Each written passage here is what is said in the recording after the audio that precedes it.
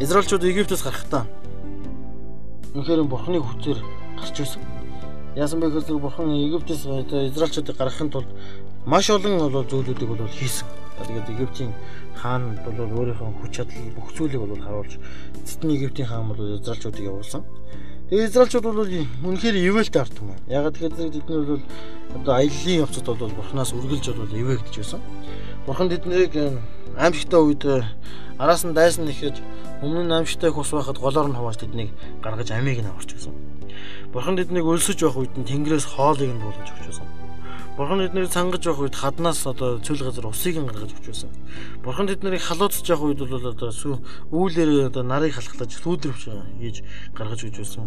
Бурхан тэднийг харанхуй шин бүдчин байх үед нь тэнгэрт галыг явуулж галаар бол замыг нь гэлтүүлж байсан. Гэх мэт. Израильчууд бол үнэхээр ивэлтэй ард юм байсан. Тэгээд Израильчуудыг яасан хэр зэрэг Мөсө 12 өдөртөж явж байхад бол Израильчууд ямар нэгэн проблем тохиолдоход үргэлжлээд бол тэр хоёр л асуудлыг хэлж тэр хоёрт л бүх бурууг бол тогтдог байсан.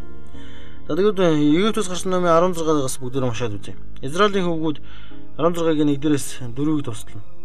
Израилийн хөвгүүдийн бүх чуулган Илемоос хөдөлж Египтээс гарснаас хойш 2 дахь сарын 10 дахь өдөр буюу 15 дахь хоногт буюу Илем болон Синай уулын хооронд Сион цөлгөн ирвэ.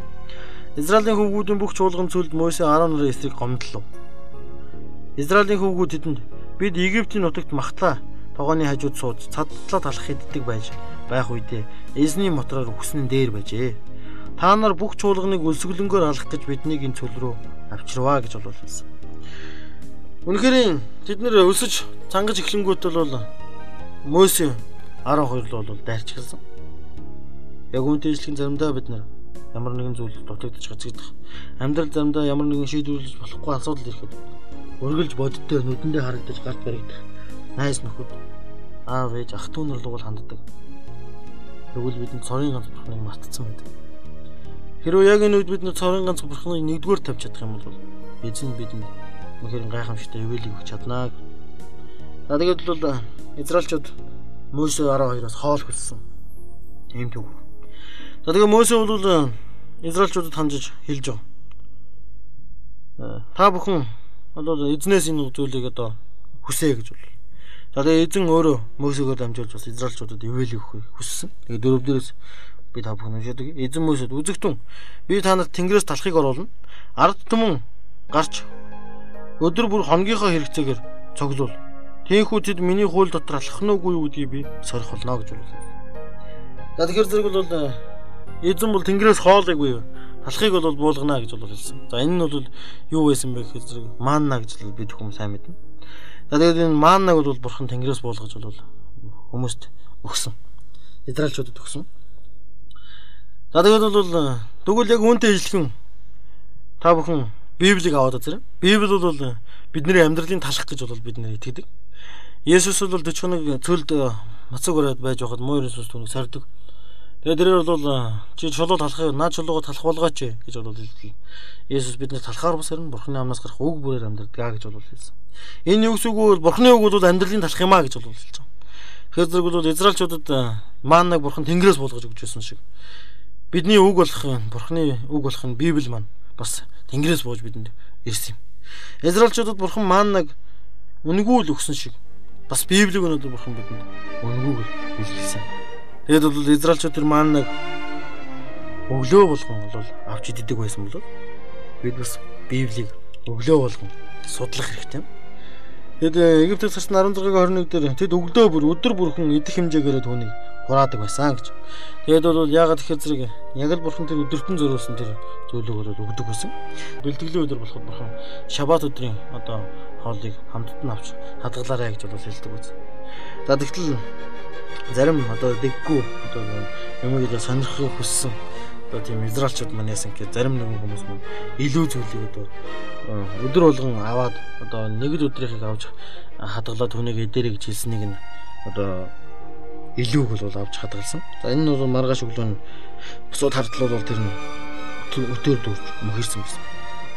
Тэгэхээр зэрэг бол энэ юу хэлээд нөхөр бурхан бол Израильчуудыг миний үгэнд итгэж миний үгээр амьдраач гэж хүсэж байгаа. Тэгвэл яг үүнтэй адилхан бид нар ч гэсэн бас түүний үгэнд итгэж түүний үгээр бас амьдрах ёстой. Тэгэхээр бурхан хүн болгонд хүн бүрт хүснийхэн дагуу одоо зохицуулж бол ажилдаггүй. Тэр бол бидний дотор нэг л зорчим, нэг л зам зааврыг бий болгож өгдөг юм аа. За тэгээд маннаг израилчууд хагас өдөр хадгалаад идэхэд тэр нь мууддаг байсан. Яг үүнтэй ижилхэн Есүс Христ бидний эзэн маань 5 дахь өдөр загалмайдаа цовдлоод хагас өдөр шаббат булшиндаа өнгөрөөд бүтэн сая өдөр дээрээс дахин амлахад бас муудаг байсан.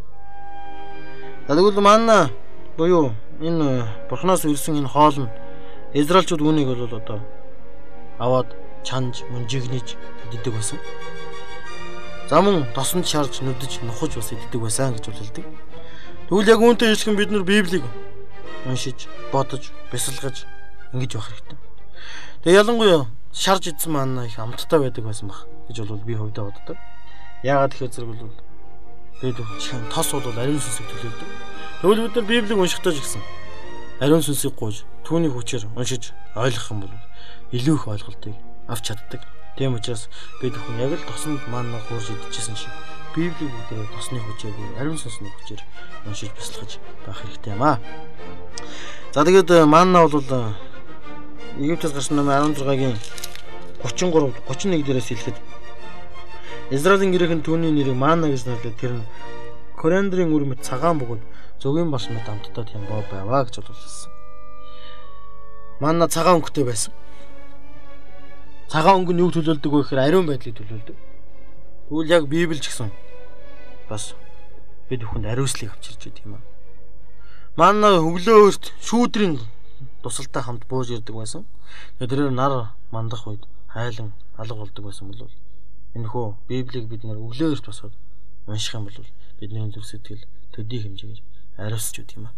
За тийм болохоор бол маннаг хүн бүгд бас яг л амьдралын талах мэт бас ингэж хэрглэж байгаасаа гэж хүсэж байна.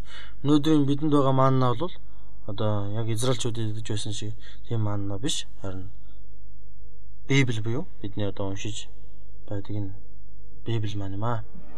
За тэгэхээр зэрэг бол энэ хүү Библийг бид хүн цаг ямагт уншиж судалснараа түүнээс маш их ивэлийг авч Бурхны хайр, зан чанар хийгээд түүний бидэнд одоо хэлсэн, түүн бидэнд одоо өгсөн тэр зүйлүүдийг бас одоо сурч мэдэж авч байдаг. За тэгээд израилчууд бол манна Канаан нутаг хүртэл бол идэж байсан. Түүхээс үзэх юм бол. Тэгэх юм бол бид бүхэн бас Библийг жинхэнэ Канаан буюу Деважинд очитлоо бол судлах болно. За тийм болохоор бол Библи манна хоёр бол нэг талаараа төстэй. Өнөөдрийн бидний манна бол Библи мань. Тэр үеийн израилчууд идэж байсан манна бол бидний хоол байсантай адилхан. Өнөөдөр Библи бас бидний хоол байдаг юм аа. Тэгээд таны сүнсний хоол буюу таны одоо сүнсний хүч чадлыг одоо Бурхны үг болох Библи үргэлж хорцолж, үргэлж одоо шинчилж, сэргийг байлгаж байгаасаа гэж хүсэж байна. Тэгээд Бурхны үг болох энэ хүү ариун бичээс дээрээс бид нэр амьдралын бүхий л утга учирыг ойлгож авч байдаг. Тэгээд Бурхны үг болох ариун Библийг бид нар уншсанараа бидний оюухан улам илүүх тэлэгдэж байдаг. Бид нар улам илүүх зүйлийг одоо бодож бясалгах тийм чадвартай болж байдаг юм аа. Тэгэхээр зэрэг бол та бүхэн бас Бурхны үг болох энэ Библийг бас үргэлж уншиж бас судлаж байгаасаа гэж бол та бүхнээс хүсэж байна. За тэгээд та бүхэн Канаан нутаг хүртлээ Бурхны үг болох Библиэр өөрийгөө тижээж амьдраасаа гэж бол хүсэж байна. Тэгэхээр зэрэг заримдаа бид нэр Библийг мартдаг. Заримдаа яадаг вэ гэхээр бид бүхэн зарим өдөр бид нэр Библи уншихгүй өдөр байдаг. Заримдаа бид нар Библийг цаана эхнээс нэг удаа уншия гэж эхэлдэг. Тэгээд эхлэл номыг дуусгаад магадгүй Египтээс гарсныг дуусгаад тэгэл дараагийнх руу ороод ирэхээр зэрэг сүүлдээ ингээд салгарцаар гоод тэгээд алга болдог. За тийм болохоор зэрэг та бүхэн Бурхны үгийг ухаантайгаар тууштайгаар уншиж судлаж ойлгох юм бол энэ нь бол үнэхээр боломжтой бөгөөд гайхамшигтай зүйл юм шүү гэж бол та бүхэнд хэлмээр байна. За тэгээд үнэхээр Бурхан та бүхнийг ивэж та бүхний амьдралд олон гайхамшигтай зүйлийг бас хийх болтгоо. Тэгээд бүгдээрээ Деважинд очин очлоо. Бурханы маань болох Библиэс хамтдаа идцгээе. Тэгээд үнэхээр хоол буюу хоолгүйгээр бид нэр амьдрах боломж авахгүй. Тэгвэл бид хүн Бурханы үгээр бүгдээрээ хамтдаа амьдарцгаая гэж та бүхнээс уриалмаар байна.